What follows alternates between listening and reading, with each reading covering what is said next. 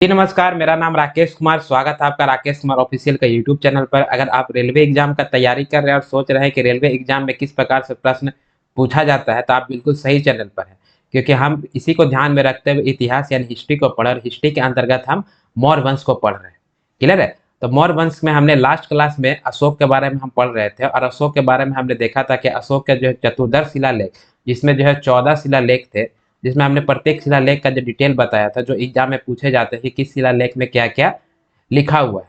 ठीक है, क्या क्या किस चीज का जो है वर्णन किया हुआ है। इसके अलावे हमने स्तंभ लेख के बारे में देखा था कि 7 जो है प्रमुख स्तंभ लेख थे, और स्तंभ लेख के अलावे भी जो है कुछ प्रमुख अभिलेख थे जो प्रश्न में पूछा जाता है एग्जाम में कि किस स्थान पर है।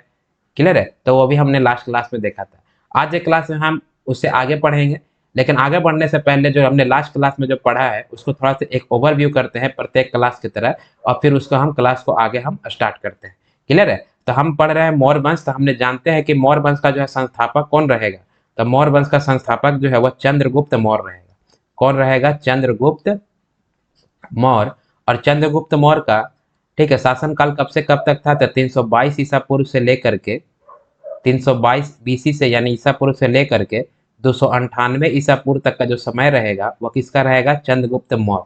और एक किस महाजनपद गद्दी पर बैठता है? तो मगध महाजनपद गद्दी पर। उसके बाद चंद्रगुप्त मौर्य के बाद जो है मौर्य वंश का अगला अगला शासक जो होगा, इसी का पुत्र जो है बिंदुसार होता है। कौन होता है? बिंदुसार होता है। और बिंदुसार जो है वो मगध गद्दी पर कब तक शासन करेगा?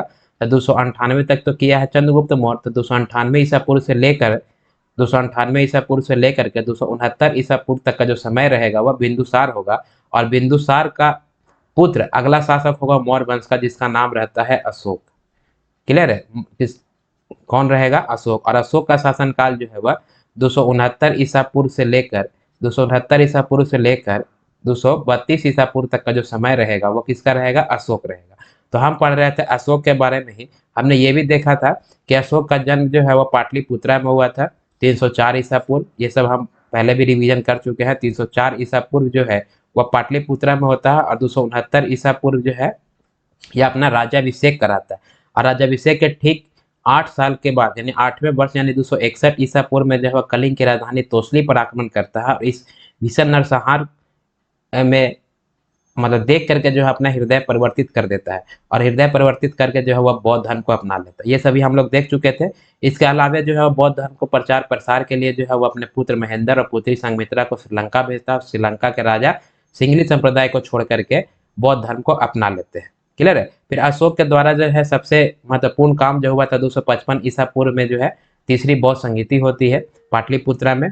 और अशोक जो है वह आजीवक संप्रदाय को लोगों को गया के में स्थित बराबर पहाड़ है, बराबर पहाड़ में 4 गुफाओं को जो है दान में देता है, जिसका नाम होता है सुदामा, कर्ण, चोपड़ा और विश्व झोपड़ी। क्लियर है? इसके जो अभिलेख थे, इसके जो भी अभिलेख होंगे, अभिलेख लिखने की प्रेरणा किससे मिलती है? तो अभिलेख लिखने की प्रेरणा जो है वह हकमनी वंश का शासक, ठीक है, हकमनी वंश का शासक जो है डेरियस प्रथम, जिसको हम दाइवर भी कहते हैं, उससे आपको अभिलेख लिखने की प्रेरणा मिलती है। इसके जो भी अभिलेख थे, अशोक के जो भी अभिलेख होंगे, वह अभिलेख जो है वो भाषा क्या रहेगी? तो भाषा जो है वह प्राकृतिक भाषा होगी। कौन सी भाषा? प्राकृतिक भाषा। लेकिन लिपि जो है वह 4 प्रकार की लिपि हमने बताया था। और वह 4 लिपि में कौन कौन सा लिपि था? एक था आपको ब्राह्मी लिपि। कौन सा लिपि? ब्राह्मी लिपि। दूसरा था आपको खरोष्टी लिपि। ठीक है, ये सब हम पढ़ चुके हैं। खरोष्टी लिपि। तीसरा है आपका अरमाइक लिपि, अरमाइक लिपि। और चौथा जो आपको ग्रीक लिपि, जिसमें जो है ब्राह्मी लिपि का ज्यादातर अभिलेख जो आपको भारत में देखने को मिलेगा। खरोष्टी लिपि आपको पाकिस्तान और पाकिस्तान में मेन रूप से, अरमाइक लिपि आपको अफगानिस्तान में, ग्रीक लिपि अफगानिस्तान के उत्तर भाग में। ये सब हम लोग जो है पढ़ चुके थे। अशोक जो अभिलेख लिखेगा उसको सबसे पहले जो है खोजा गया था आपको 1750 ईस्वी में खोजा जाएगा, किसके द्वारा? जेम्स सॉरी टी पेंसलर के द्वारा 1750 ईस्वी में खोजा जाएगा। लेकिन खोजने के उपरांत जो है इसे पढ़ने और समझने में सबसे पहली सफलता जो है वो 1837 ईस्वी में जेम्स प्रिंसेप को दिया जाएगा। क्लियर है? ये सब हम लोग पढ़ चुके थे। ये इन्होंने अपने अभिलेखों में जो है क्या नाम लिखा था? तो देवताओं को पसंद यानी कि देवनाम प्रियदर्शी जो है वह अपने अभिलेखों में लिखता है। क्या लिखता है? देवनाम प्रियदर्शी। क्लियर है? देवनाम प्रियदर्शी लिखता है। लेकिन मध्य प्रदेश से गुजरा अभिलेख और कर्नाटक के मास्की, निधर और उदगेलना अभिलेख में इसका स्पष्ट नाम जो है वह अशोक होता है। इसके द्वारा जो है 84,000 स्तूपों का निर्माण कराया गया है। क्लियर है। और इसके जो भी अभिलेख जो है वो 3 भागों में बांटा गया था, जिसमें हम शिला लेख, स्तंभ लेख और गुहा लेख था। और हमने देखा था इसके मतलब 14 यानी शिला लेख जो है वो काफी ज्यादा महत्वपूर्ण थे। और 14 शिला लेख में जो है प्रथम शिला लेख में कहा गया था, इस पे अहिंसा पर बल दिया गया था। ठीक है, किस पे बल दिया गया है? अहिंसा पर, अहिंसा पर बल दिया गया था। साथ ही साथ इसमें जो है बताया गया कि सभी मनुष्य जो है वो हमारे बच्चे हैं, अशोक के द्वारा कहा गया। और इसमें पशु बलि पर यानी पशुओं की हत्या पर जो है वह रोक लगा दी गई थी।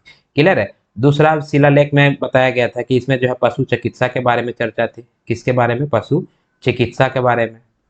क्लियर है। पशु चिकित्सा के बारे में। दक्षिण भारत के जो राज्य हैं उस समय के, चेर है, पांड्य है, ठीक है, चेर, पांड्य, सतिये पुत्र, केरल पुत्र, ठीक है, इसकी चर्चा की गई थी। लेकिन चोल की चर्चा जो है उस समय के चोल जो शासक थे उसकी चर्चा जो है द्वितीय शिलालेख में नहीं की गई थी। तृतीय शिलालेख में हमने देखा था कि इसमें जो है धर्म के प्रचार के लिए 3 अधिकारियों की जो है नियुक्ति की जाती है, जिसमें 3 अधिकारी कौन होंगे? राजुक होगा, युक्तक होगा और प्रदेशक होगा। और ये राजुक, युक्तक, प्रदेशक जो है वो प्रत्येक 5वें वर्ष जो है वो राज्य का दौरा करेंगे और वो देखेंगे कि जो आपका धर्म का बिल्कुल सही रूप से पालन हो रहा है कि नहीं। यह सभी हमने लास्ट क्लास में डिटेल से पढ़ा था। चौथे शिलालेख में जो है वह इसमें लिखा गया है कि भैरी घोष के जगह पर, ठीक है, भैरी घोष के जगह पर धर्म घोष की स्थापना कर लेता है। किसकी? धर्म घोष की। और भैरी घोष कहने का अर्थ है युद्ध, और धर्म घोष के कहने का अर्थ है मतलब एक तरह से कह सकते हैं बौद्ध धर्म अपना लेना। क्लियर है। तो इसकी चर्चा जो है आपको चौथी शिलालेख में किया गया था। 5वें शिलालेख में, चलिए इधर लिखते हैं। 5वें शिलालेख में जो है आपको चौथा शिलालेख का जो 5वें शिलालेख था उसमें धम्म महामात्र की जो है एक अधिकारी का चर्चा है। और यह धम्म महामात्र जो धार्मिक जीवन का देख रेख करेगा और समाज तथा वन व्यवस्था का उल्लेख किया गया है। धम्म महामात्र। क्लियर है। फिर छठे शिलालेख में हमने ये भी बताया था कि इसमें अशोक ने कहा है कि मेरे अधिकारी अगर कोई जनता का कल्याण का काम है तो वो हमसे जो है वह डायरेक्ट मिल सकता है। ठीक है, यानी जन कल्याण के लिए अशोक से कोई भी प्रोटोकॉल पालन करने की आवश्यकता नहीं होगी। अशोक से जो है वह डायरेक्ट इसके अधिकारी क्या कर सकते हैं? मिल सकते हैं। 7वें शिलालेख में हमने बताया था कि अशोक ने विभिन्न धर्मों को आपसी समन्वय की बात कही गई है। और साथ ही साथ और यह आपको 7वां शिलालेख जो आपको सबसे बड़ा शिलालेख था, सबसे बड़ा। और इसमें क्या बात की गई है? धार्मिक धर्म के समन्वय, ठीक है, धर्म के समन्वय की बात की गई है। क्लियर है। 8वें शिलालेख में जो है अशोक के बारे में बताया गया था कि इसमें जो है अशोक की धर्म यात्रा की चर्चा की गई है, जिसमें जो है आपको किसकी चर्चा की गई है? धर्म यात्रा। और इस धर्म यात्रा में जो हमने एक क्रम बताया था, और इसमें सब 10वें वर्ष जो है आपको गया की यात्रा करेगा और 20वें वर्ष जो है वो लुम्बिनी की यात्रा करता है।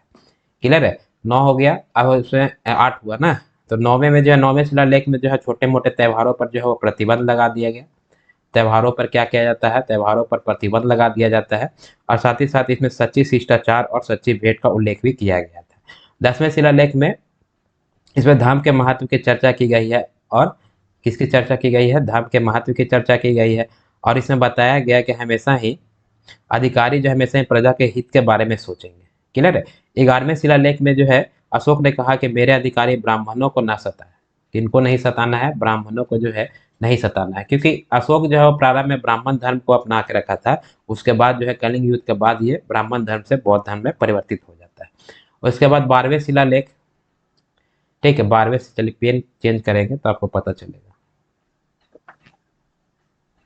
अशोक का जब 12वां शिलालेख है, ठीक है, 12वें शिलालेख में जो इसमें स्त्रियों की स्थिति को सुधार के लिए स्त्री महामात्र पद की जो है नियुक्ति की जाती है। स्त्री महामात्र, यह स्त्रियों की स्थिति को सुधार करेगी। साथ ही साथ स्त्रियों के जो भी मतलब कह सकते हैं कि परेशानियां होगी, उस परेशानियों को किस प्रकार से दूर किया जाएगा उसका देख रेख पूरा जो स्त्री महामात्री करेगी। 13वें शिलालेख में जो है कलिंग युद्ध की चर्चा है। 13वें शिलालेख में किसकी चर्चा है? कलिंग युद्ध की चर्चा है। ठीक है, कलिंग युद्ध की जानकारी हमें 13वें शिलालेख से ही प्राप्त होती है।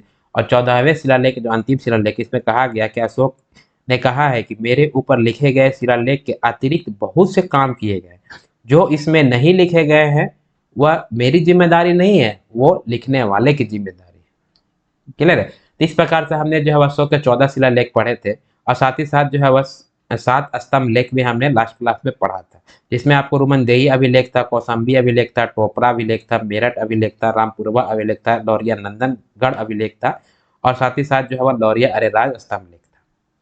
क्लियर है? तो ये हमने लास्ट क्लास में पढ़ा था, तो हमने एक टोटल ओवरव्यू हमने समझ लिया। अगर आप डिटेल में देखना चाह रहे हैं तो आप जो हमारे लास्ट क्लास को जा करके देखिए, उसके बाद आपको डिटेल चलेगा। उसके आज फिर अब चलिए हम आगे का जो है वो क्या क्या और मौर्य वंश के बारे में है वो हम देखते हैं, जिसमें जो है आज एक क्लास में हम जो कवर करने वाले हैं कि अशोक की धर्म यात्रा क्या था, साथ ही साथ अशोक अब क्लियर हो जाएगा। धर्म यात्रा पढ़ा देंगे तो अशोक के बारे में पूरा मतलब एक तरह से देखा जाए तो खत्म ही हो जाएगा, लेकिन फिर भी हम जो है मौर्य वंश का ओवरऑल देखेंगे। जैसे मौर्य कालीन आर्थिक व्यवस्था है उस समय कैसी थी, मौर्य काल का जो है मुद्रा, यानी मौर्य काल के मुद्रा कहने का अर्थ ये है कि आपका चंद्रगुप्त मौर्य बिंदुसार अशोक तीनों को मिक्स करके हम उस समय की स्थितियों को पढ़ेंगे।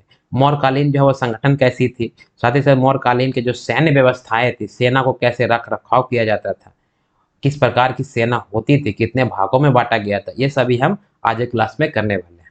क्लियर है? तो चलिए क्लास को हम आगे बढ़ाते हैं। देखिए हमने जो है लास्ट क्लास में जो है सात स्तंभ लेख के बारे तक हम लोग पढ़ लिए थे। ठीक है, चलिए उससे हम आगे बढ़ते हैं। इसमें एक और अभिलेख है जो काफी चर्चा में लिखा गया है। ठीक है, उस अभिलेख का नाम है सर ए कूना अभिलेख। कौन सा अभिलेख है? सर ए कूना अभिलेख। क्लियर है? सर ए कूना अभिलेख। सर ए कूना अभिलेख जो है ये आपको अफगानिस्तान में मिलेगा। कहाँ मिलेगा? अफगानिस्तान में।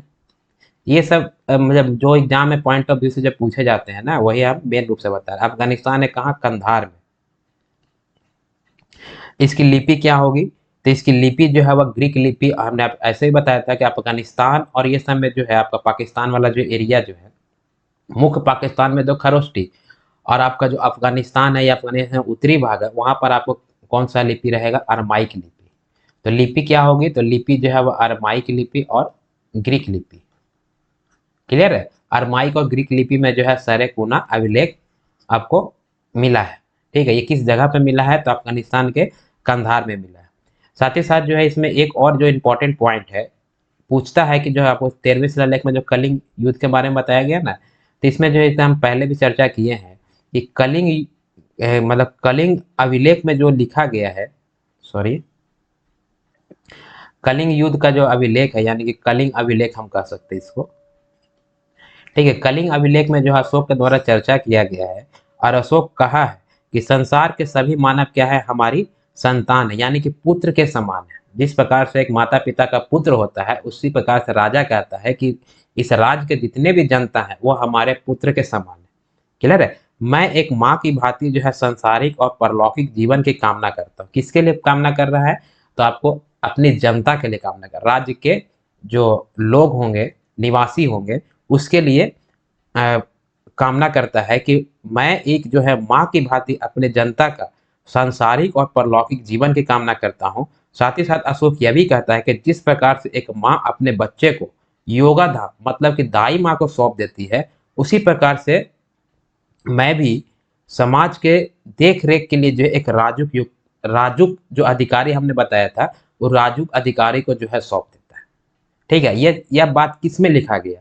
यह बात लिखा गया आपको कलिंग अभिलेख में लिखा गया। बात समझ में आया?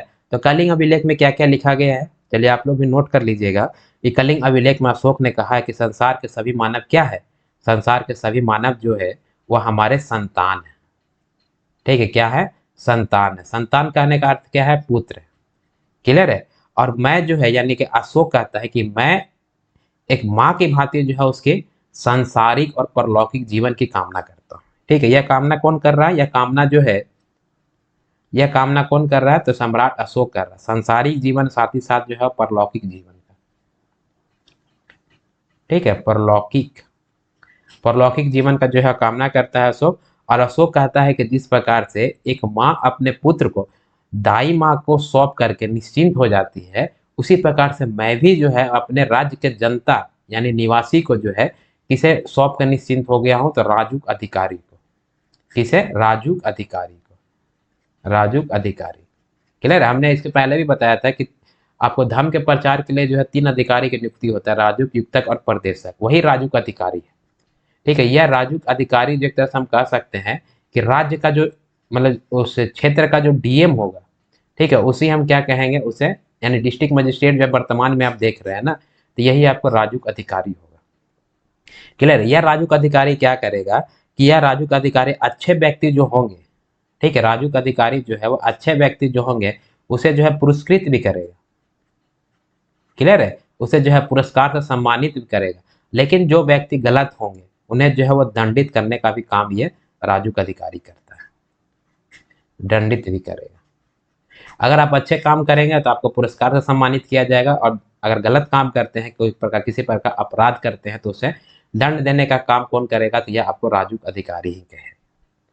क्लियर है? तो वही अशोक कहता है कि मैं अपने राज्य के निवासी को एक माँ के भांति जो है वह सांसारिक और परलौकिक जीवन की कामना करता हूँ, और जिस प्रकार से एक माँ अपने पुत्र को एक दाई माँ को सौंप करके निश्चिंत हो जाती है, उसी प्रकार से मैं भी अपने राज्य के निवासी को जो है राजूक अधिकारी को सौंप करके निश्चिंत हूँ, और यह राजूक अधिकारी जो है वह अच्छे व्यक्ति जो होंगे उसे पुरस्कृत करेगा, पुरस्कार से सम्मानित करेगा, साथ ही साथ जो अपराध करेगा उसे आपको दंड देने का भी काम यह राजूक अधिकारी करता है। एक तरह से देखा जाए, कंपेयर करेंगे आज के वर्तमान समय में, तो यह राजूक अधिकारी जो है वह एक डीएम के बराबर जो है इसका पद होगा।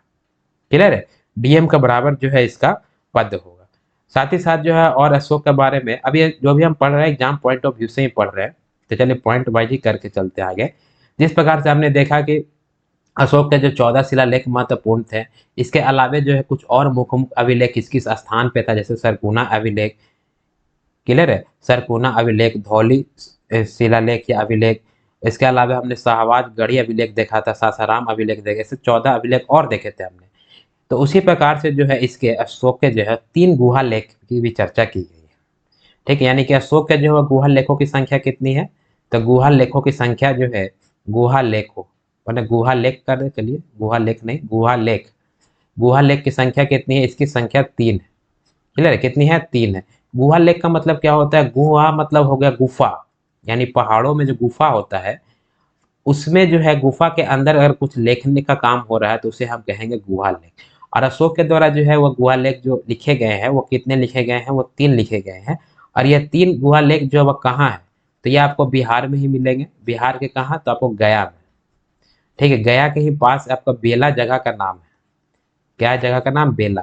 और इसी बेला, मतलब अभी वर्तमान में आप देखेंगे तो बेला स्टेशन है, इस बेला स्टेशन से जो है लगभग 9 से 10 किलोमीटर होगा या उससे कम ही होगा। वहां पर एक बराबर पहाड़ है।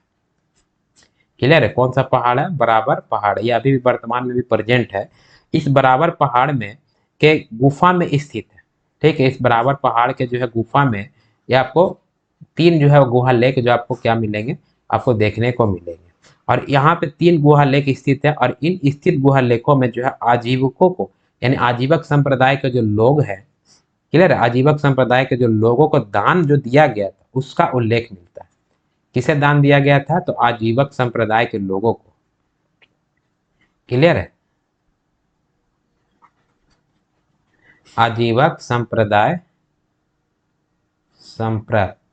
अच्छा, संप्रदाय, आजीवक संप्रदाय के लोगों को जो दान में दिया गया है, ठीक है, उस दान की चर्चा जो है वह कहाँ की गई है, तो इन आपको 3 गुहा लेखों में मिलेगा, जो कि गया के बेला के स्थित निकट जो है, मैंने एक तरह से कह सकते हैं गया के निकट एक बराबर पहाड़ है, और उस बराबर पहाड़ में जो है आपको 3 गुहा लेखों की संख्या आपको मिलेगी। और इसी बराबर पहाड़ में जो है आजीवक संप्रदाय के लोगों को जो है वह 4 गुफा दान में दिया गया था, जो हमने आपको बताया था, कर्ण सुदामा, चोपड़ा और विश्व झोपड़ी। ठीक है, हमने पहले क्लास में चर्चा इसका कर दिया। तो अशोक के जो है गुहा लेखों की संख्या अगर एग्जाम में पूछा जाता है तो 3। कहाँ पाया गया है, तो बिहार के गया जिला के निकट आपको बराबर पहाड़ में। और इन बराबर गुहा लेखों से जो है किसकी जानकारी प्राप्त होती है, तो आजीवक संप्रदाय को जो दान में दिया गया वस्तुएं हैं, उसकी चर्चा जो है आपको इन गुहा लेखों से प्राप्त होती है। इसके अलावा हमने जो है 14 प्रमुख शिलालेख पढ़ा, उसके अलावे जो हमने 7 जो है मुख्य स्तंभ लेख भी पढ़ा है। क्लियर है? चलिए हम उसी को हम आगे बढ़ते हैं। अच्छा, अशोक के द्वारा जो भी ये अभिलेख है या शिलालेख है, इसके द्वारा जो पत्थर जो होते थे, अभी पत्थर पे तो तभी तो अभिलेख कहेंगे ना, पत्थर जो होंगे वो पत्थर कहाँ से प्राप्त होंगे। ठीक है, तो ये पत्थर जो है आपको उत्तर प्रदेश के चुनार से, कहाँ से, उत्तर प्रदेश में आपको चुनार जगह का नाम है। ठीक है, ये चुनार आपको कहाँ पड़ेगा, उत्तर प्रदेश से। इसी चुनार से जो है आपको पत्थर की जो है प्राप्ति होती थी, यानी कि यहाँ से पत्थर लाया जाता था और उसमें जो है वह उस पत्थरों पर जो है वह खोद करके लिखा जाता था और उसे ही हम शिलालेख, अगर स्तंभ के समान, पिलर के समान है तो उसे हम स्तंभ लेख कहेंगे। गुफा में तो वहाँ से पत्थर जरूरत ही नहीं है, शिलालेख लिखने के लिए पत्थर की आवश्यकता पड़ेगी और पिलर यानी स्तंभ लेख लिखने के लिए आपको पत्थर की आवश्यकता होगी। और यह पत्थर कहाँ से लाया जाता था, तो यूपी के चुनार से आपको लाया जाता था। बात समझ में आया? तो ये है। अच्छा, इसके आगे जो है अशोक के बारे में जो है आपको अशोक के जो धम्म यात्रा है वो बहुत ही महत्वपूर्ण है। तो चलिए हम अशोक के जो है वह धम्म यात्रा के बारे में समझते हैं। अशोक की धम्म यात्रा, धम्म यात्रा क्लियर है। हमने ये भी बताया था कि कलिंग युद्ध के बाद जो है वह अशोक क्या करेगा कि भैरी घोष की जगह पर धम्म को अपना लेगा। ठीक है, धम्म घोष को अपना लेगा, यानी कि युद्ध की नीति को हमेशा के लिए त्याग देता है और उसके जगह पर जो है वह मतलब कि अपने खुद को नियंत्रण करने के लिए जो है धम्म को जो है वो अपना लेता है, माने कि ये कर लेगा, क्लियर, धम्म का जो है पालन करेगा। तो उसी हम धम्म को समझते हैं कि आखिर धम्म है क्या, क्लियर है। तो धम्म कहने का अर्थ है कि लोगों ने जो है लोगों को अशोक ने लोगों को नैतिकता सिखाने के लिए एक नियम कानून बनाता है। क्या सिखाने के लिए? नैतिकता। ठीक है, नैतिकता सिखाने के लिए जो एक नियम कानून बनाएगा। ठीक है, नियम कानून की पूरी एक संहिता ही बना देती है और इसी नियम कानून के संहिता को हम क्या कहते हैं? ठीक है, इसी नियम कानून के संहिता को हम कहेंगे धम्म। बात समझ में आया? और यह धम्म जो है वह किस पे नियंत्रित होता है? तो यह धम्म जो है वह स्व नियंत्रण पर आधारित होता है। किस पे नियंत्रण पे? तो स्व नियंत्रण, मतलब खुद के नियंत्रण पे जो है आपको यह धम्म आधारित है। बात समझ में आया? तो अशोक का जो धम्म है उसका हम एक तरह से समझ सकते हैं कि अशोक ने सॉरी, लोगों को नैतिकता सिखाने के लिए एक नियम कानून की संहिता बनाई है और उसे ही जो है वह क्या कहा गया है? धम्म कहा गया। और यह धम्म जो है मुख्य रूप से किस पर आधारित होता है? तो मतलब सेल्फ कंट्रोल पे एक तरह कह सकते हैं, मतलब खुद को हम कैसे नियंत्रित रख सकते हैं उस पे आपको पूरा जो है आपको धम्म आधारित है। अच्छा, यह अशोक का जो धम्म है इसकी परिभाषा कहाँ से ली गई है? तो धम्म की जो परिभाषा है, धम्म की परिभाषा, यह भी प्रश्न पूछा जाता है एग्जाम में। तो धम्म की परिभाषा जो है राहुलोवाद सूत्र से लिया गया है। कहाँ से लिया गया? राहुलोवाद सूत्र से। यह बहुत इंपॉर्टेंट है, इसको आप हमेशा ही ध्यान में रखिएगा। कहाँ से लिया गया अशोक का धम्म की परिभाषा? तो अशोक की जो धम्म की परिभाषा वो लिया गया राहुलोवाद सूत्र से। जैसे हमने परिभाषा बताया ना कि अशोक ने लोगों को नैतिकता सिखाने के लिए जो नियम कानून की संहिता बनाती है, मतलब पूरा एक नियम कानून का पूरा एक तरह से कह सकते हैं कि पूरा ब्यौरा ही बना दिया है, उसी को ही हम धम्म कहते हैं। और यह धम्म जो है वो स्व नियंत्रण पर आधारित होता है। तो इसकी परिभाषा लिया कहाँ से गया? तो इसकी परिभाषा जो है राहुलोवाद सूत्र से लिया गया। अपने आप को नियंत्रण करना ही धम्म नीति का जो है मूल सिद्धांत होगा। ठीक है, मूल सिद्धांत वही स्व नियंत्रण पर आधारित है। मतलब क्या है इसका? अगर मूल सिद्धांत देख ले तो खुद को नियंत्रण करना है, क्या है वो? धम्म नीति है। क्लियर है, खुद को नियंत्रण करना है, क्या कहलाएगा आपको? धम्म नीति कहलाएगा। चलिए इसको भी नोट कर लीजिए, खुद को नियंत्रण करना यानी कि स्व नियंत्रण, नियंत्रण करना है क्या कहलाएगा? धम्म नीति कहलाएगा। बात समझ में आई? ठीक है, चलिए इसके अलावे जो है अशोक ने जो है अपने दूसरे और सातवें स्तंभ लेख में जो है इसके गुणों के बारे में चर्चा किया गया है। यानी कि धम्म का जो गुण होगा, ठीक है, धम्म का गुण जो है वह किस कैमे अभिलेख में है? तो दूसरे अभिलेख में, और साथ ही साथ जो है वह सातवें स्तंभ लेख में। ठीक है, दूसरे तथा सातवें जो है वह स्तंभ लेख में इसके धम्म के जो है वह गुण के बारे में चर्चा की गई है। ठीक है, किसमें? सातवें और आपको दूसरे स्तंभ लेख में। बात समझ में आया? तो धम्म के जो है गुण के बारे में चर्चा इसके की गई। ऐसा क्या क्या गुण रहेगा? तो हमेशा जो है बस सत्य बोलना है, यानी सत्य बाध्यता के बारे में बताया गया है। क्लियर है, सत्य बाध्यता के बारे में बताया गया है, पवित्रता के बारे में बताया गया। ये सभी जो है धम्म के जो है वह गुण है। ठीक है, जिसको भी आप नोट कर सकते हैं। पवित्रता मैंने खुद को पवित्र रखना है, साधुता के बारे में। ठीक है, जिस प्रकार से एक साधु जो है अपना जीवन मतलब साफ सुथरा, किसी प्रकार का मोह माया ये सब से नहीं गुजरता है, उसी प्रकार से जो साधुता भी आपको धाम का एक गुण है। मृदता, इसी प्रकार से आपका मृदता, क्लियर है, मृदता। इसके अलावा आपको हमेशा दान का जो है वह मन में इच्छा रखना चाहिए। क्लियर है, दान का, दया, दूसरे के प्रति जो है दया रखना है। साथ ही साथ आपको कल्याण के बारे में सोचना, लोगों का कल्याण करना। ऐसा नहीं कि आपको लड़ाई झगड़ा करना, उसका संपत्ति ज़्यादा है, मेरा संपत्ति कम है, तब आप धर्म का जो है वह गुण आप नहीं पालन कर सकते। तो धर्म के गुण क्या-क्या हैं? तो आपको सत्यवादिता, पवित्रता, साधुता, मृदुता, दान, दया और कल्याण, ये सभी जो है आपको अशोक के धर्म के गुण हैं। और इनकी चर्चा कहाँ की गई है? तो दूसरे और सातवें स्तंभ लेख में इसकी चर्चा आपको देखने को मिलेगी। बात समझ में आया? और अशोक ने जो है ये भी कहा है कि सभी व्यक्ति को क्या करना चाहिए? अपने माता-पिता की जो है सेवा करना चाहिए। अच्छी बात है और करना भी चाहिए। आपका जो है अस्तित्व जिस माता-पिता से है, अगर आप माता-पिता जब आपके वृद्ध होते हैं, तब माता-पिता का भी सेवा करना जो है आपका कर्म बनता है। तो वही अशोक कहता है कि व्यक्ति को जो है वह क्या करना चाहिए? अपने माता-पिता की सेवा करना चाहिए, साथ ही साथ उसकी जो है वह आज्ञा भी माननी चाहिए। और व्यक्ति जो है इसी में मतलब धर्म में ही और क्या-क्या बताया गया है? एक तो माता-पिता की सेवा करना है, दूसरा जो है व्यक्ति को जो है ब्राह्मण तथा भिक्षुओं को सताना नहीं है। ठीक है? ब्राह्मण को भी नहीं सताना है तथा भिक्षु को जो है वह सताना नहीं है। ऐसा नहीं कि भिखारी है तो उसको हम परेशान करेंगे, उसको भी आपको सताना नहीं है। व्यक्ति को जो है वह दास तथा सेवकों के प्रति क्या होना चाहिए? उदार होना चाहिए। ठीक है? किसके प्रति? दास और सेवकों के प्रति। क्लियर है? दास और सेवक के प्रति क्या होना चाहिए? उदार होना चाहिए। ऐसा नहीं कि अगर दास है तो हम कहेंगे उसके साथ जो है वह अच्छा व्यवहार नहीं करेंगे।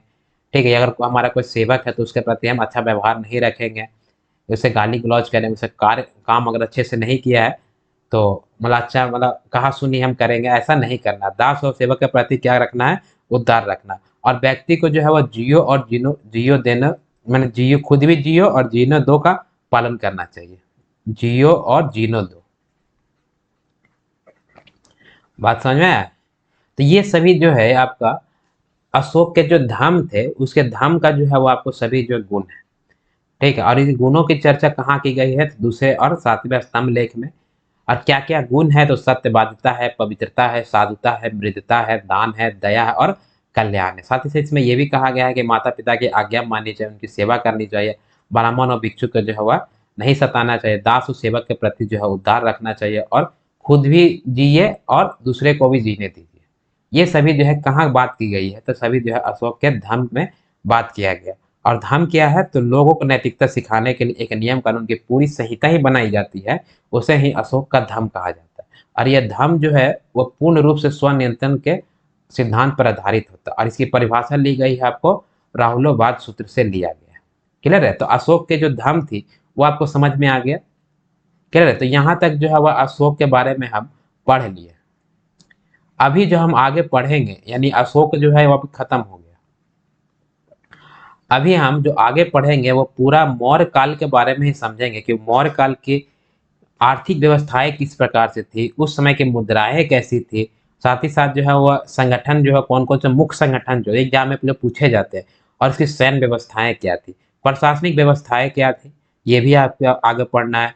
उसका उस समय की जो न्याय व्यवस्थाएँ कैसी थी, मौर्यकालीन का जो वास्तुकला है, उसके बारे में भी एग्ज़ाम में पूछा जाता है, उस प्रकार के सामाजिक जीवन कैसा था, क्लियर है? और उसका प्रशासनिक ढाँचा जो है किस प्रकार से थे। फिर उसके बाद हम अशोक के उत्तराधिकारी जो मुख्य रूप से हैं, वो उत्तराधिकारी के बारे में पढ़ेंगे और फिर जो हम देखेंगे कि मौर्य वंश जो 137 साल तक जो है वो मगध पर शासन किया, आखिर फिर उसका इतना मजबूत होने के बाद उसका पतन कैसे हो जाता है।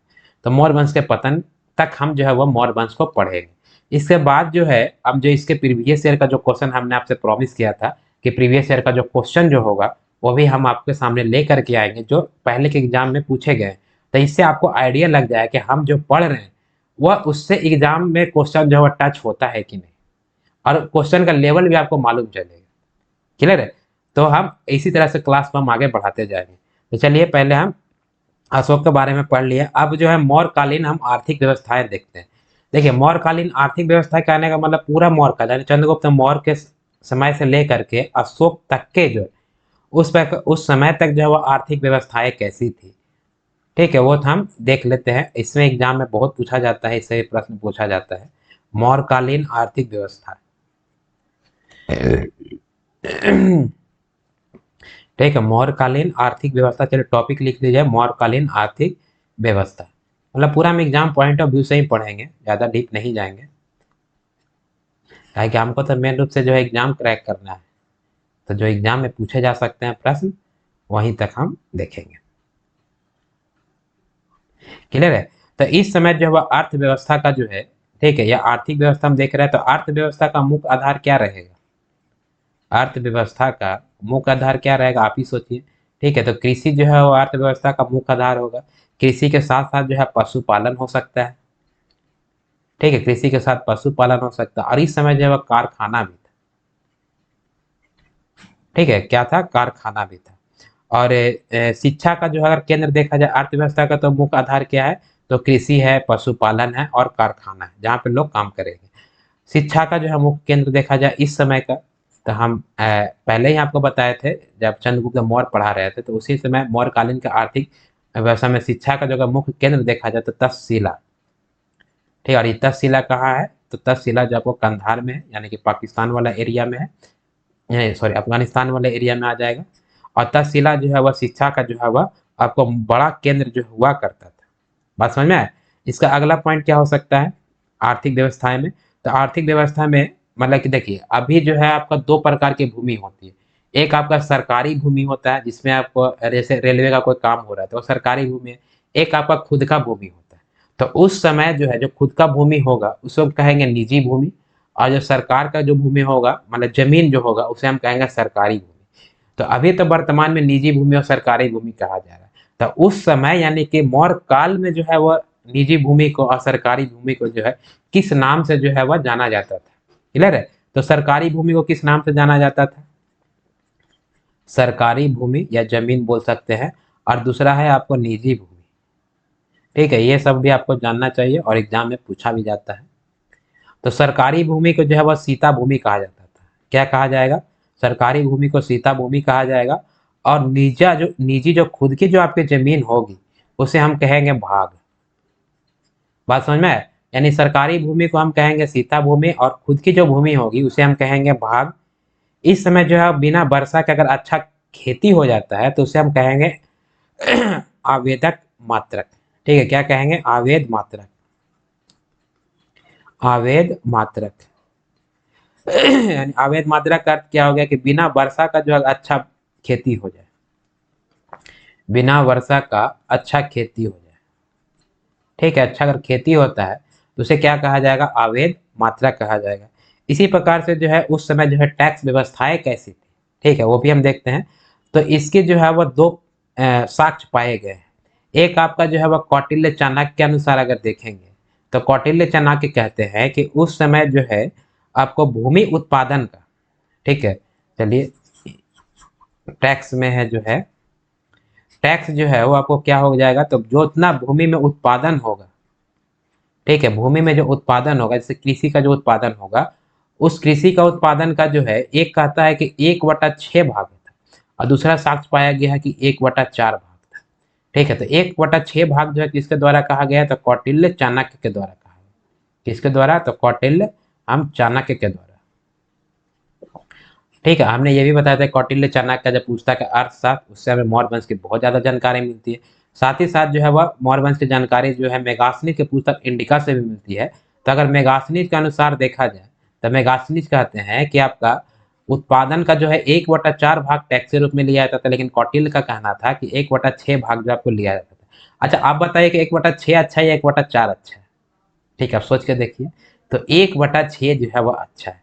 1/6 कहने का अर्थ ये हो गया कि जैसे मान लीजिए 1/6 है, यानी कि 6 भाग अगर उत्पादन होता है, ठीक है, 6 भाग अगर उत्पादन होता है तो एक भाग जो है वो आपको टैक्स रूप में राजा को देना होगा। किससे दिया जाएगा? राजा को दिया जाएगा। और आपको 1/4 कहने का अर्थ ये है कि अगर 4 भाग उत्पादन होता है, 4 भाग उत्पादन होता है तो उसको एक भाग जो आपको क्या देना होगा? टैक्स के रूप में देना होगा। तो अच्छा कौन हो गया? तो अच्छा जो है वो 1/6 भाग, इसमें कम देना। कैसे? मान लिया कि अगर इसमें जो है 1/6 कहने का अर्थ ये है कि अगर आपको 60 kg जो अगर उत्पादन हो रहा है तो 60 kg में जो है कितना केजी देना है? तो आपको 10 kg ही देना है। ठीक है, 10 kg आपको टैक्स के रूप में देना है। बात समझ में आया? और अगर जो है आपको 1/4 भाग अगर टैक्स लिया जा रहा है तो इसका मतलब ये है कि अगर आपको 60 kg अगर उत्पादन हो रहा है, ठीक है, तो 60 kg का 1/4 करेंगे तो हो जाएगा 15 kg जो आपको क्या देना होगा? टैक्स देना है। तो ये बताइए ये अच्छा है या ये अच्छा है? तो यानी कि कौटिल्य चाणक्य वाला अच्छा है? ठीक है, कम देना पड़ रहा है, 10 kg ही देना पड़ रहा है, यहाँ पर आपको 15 kg जो आपको टैक्स के रूप में देना पड़ रहा है। तो ये आपको उस समय की आर्थिक व्यवस्थाएं थी कि आर्थिक व्यवस्था का अर्थव्यवस्था का मुख्य आधार जो आपको कृषि होगा, क्लियर है, पशुपालन होगा, इसके अलावा जो वह कारखाना भी उस समय थी। शिक्षा का मुख्य केंद्र जो है वह तक्षशिला था, जहाँ पे आपको कंधार में पड़ता है तक्षशिला विश्वविद्यालय। उस समय सरकारी भूमि को हम सीता भूमि कहते थे, निजी भूमि को हम भाग कहते थे। अवैध मात्रक अगर बिना वर्षा का अच्छा खेती हो जाएगा तो उसे हम अवैध मात्रक कहेंगे। टैक्स का जो व्यवस्थाएं थी वह भूमि उत्पादन का कौटिल्य के अनुसार जो 1/6 होगा और मेगास्निज के अनुसार जो 1/4 होगा। अच्छा कौन है? तो 1/6 जो है वह अच्छा है, टैक्स रूप में हमको कम देना पड़ रहा है। बस समझ में आया? इसको हम और आगे देखेंगे तो जो एग्जाम से पूछे जाते हैं प्रश्न, इसमें कहा गया है कि जो बिक्री कर होगा, ठीक है, बिक्री कर क्या होता है? यानी सेल्स टैक्स, बिक्री कर, तो इसमें लगा दिए रहा, इसमें होगा बिक्री कर, ठीक है, यानी कि सेल्स टैक्स, ठीक है। सेल्स टैक्स अभी कितना है? अभी जीएसटी है, सभी सेल्स टैक्स अलग अलग है, मतलब अलग अलग सामान के ऊपर जो है वो अलग अलग है। तो बिक्री कर जो है वो आपका मूल्य का जो है वह 10वां भाग था।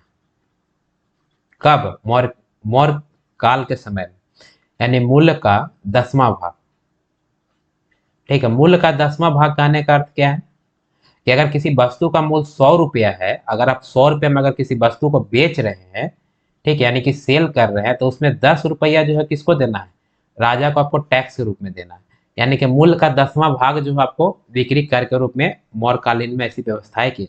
अगर मान लिया 200 रुपया कोई वस्तु होगी तो उसमें आपको 20 रुपया जो है किसको देना है? टैक्स के रूप में देना है। तो सेल्स टैक्स कितना था? तो मूल्य का 10वां भाग था। इसी समय जो है भूमि को माप माप वाले जो कर होंगे, ठीक है, भूमि माप वाले कर, ये भी प्रश्न आता है, भूमि माप वाले कर। तो भूमि माप वाले कर को क्या कहा जाता था? इसे हम रज्जू कहते थे। क्या कहेंगे? रज्जू कहेंगे, ठीक है। इसके अलावा जो है धार्मिक कर को जो है बलि कहा जाता था। ये सब प्रश्न पूछता है, धार्मिक कर को क्या कहा जाएगा? तो बलि, ठीक है। धार्मिक, अगर आप धर्म से किसी संबंधित कोई भी काम करते हैं, जैसे आप मंदिरों में पूजा करने जाते हैं, तो उस समय जो है टैक्स लिया जाता था, तो उसे जो है धार्मिक कर कहा जाता था। तो अभी तो धार्मिक कर बोल सकते हैं, लेकिन उस समय क्या कहा जाता था? उसे हम बलि कहते थे। क्लियर हो रहा है?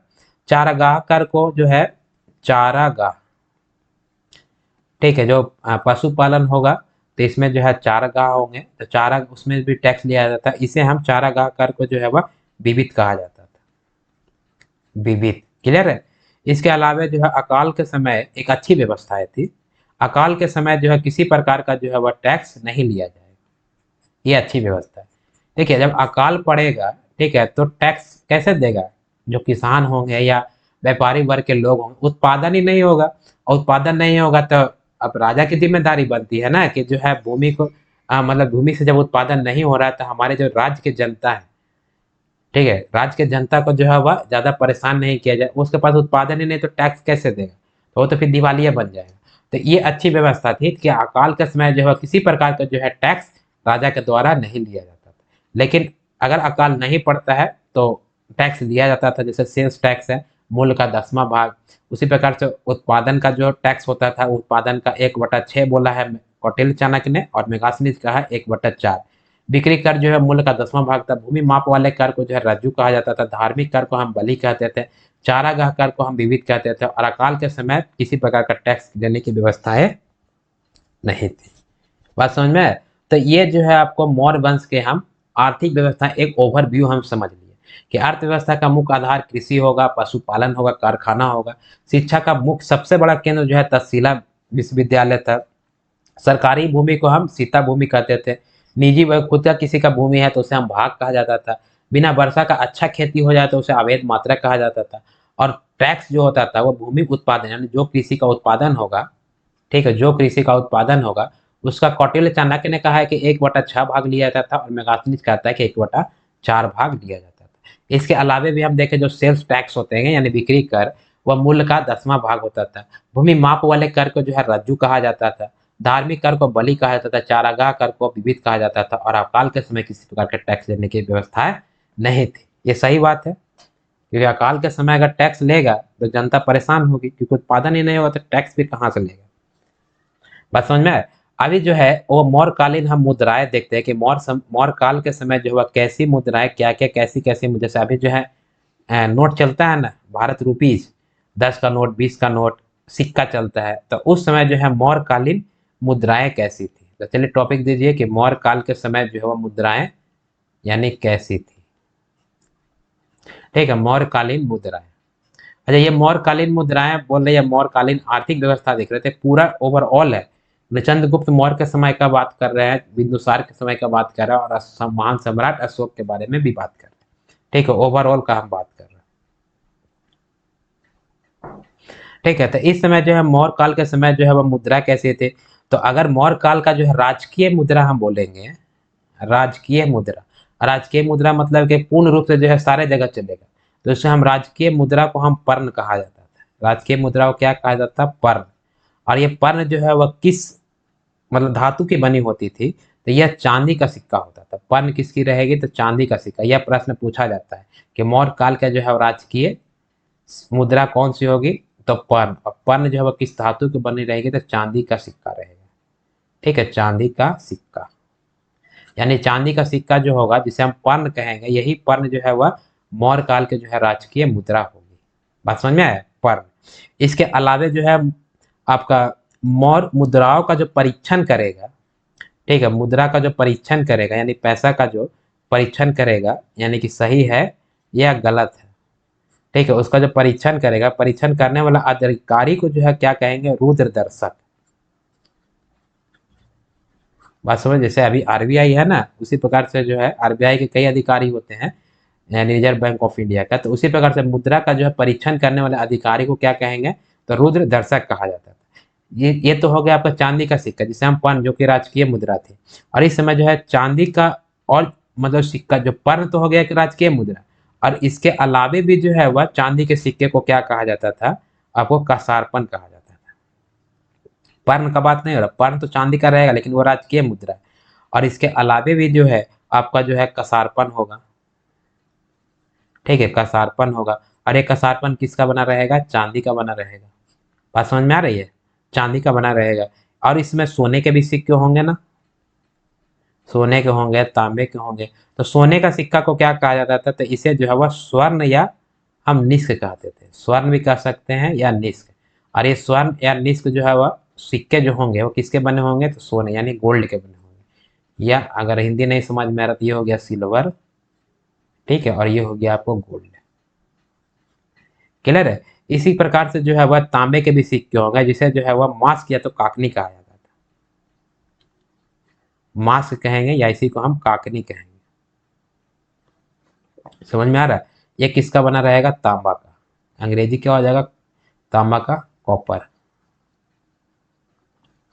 तो इस प्रकार से जो है मौर्य कालीन के जो है वो तीन प्रकार से जो है मेन मुद्रा रहेगी, सिक्का रहेगा। एक रहेगा चांदी का, दूसरा सोने का, और तीसरा तांबा का। चांदी का सिक्का जो है इसे हम कशारपन कहेंगे। सोने के सिक्के को स्वर्ण या तो निष्क कहा जाएगा। तांबे के सिक्के को जब मास्क या तो काकनी कहा जाएगा। और जब मुद्रा का जो परीक्षण करने वाला जो अधिकारी होगा, उस अधिकारी को क्या कहेंगे? रुद्र दर्शक कहा जाएगा। मौर्य काल का जो राजकीय मुद्रा होगी वो से हम पर्ण कहा जाता है। क्या कहेंगे हम? पर्ण कहेंगे। और ये पर्ण जो है वो किसका बना होगा? किस धातु का? तो चांदी का सिक्का होता है। किस धातु का होगा? तो चांदी का सिक्का होगा।